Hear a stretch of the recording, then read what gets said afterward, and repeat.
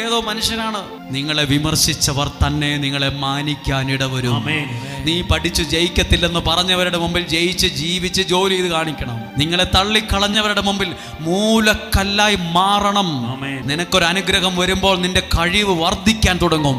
നീ അനേകരുടെ മുമ്പിൽ അഭിമാനത്തോടെ നിൽക്കാൻ പറ്റും. ഒന്നും കൂടെ എല്ലാവരും ഒന്ന് ശ്രദ്ധിച്ചേ. പഴയ നിയമത്തിലെ ജോസഫ് ഇങ്ങനായിരുന്നു. എല്ലാവരുടെയും മുമ്പിൽ തല താഴ്ത്തി നിന്നവനാ.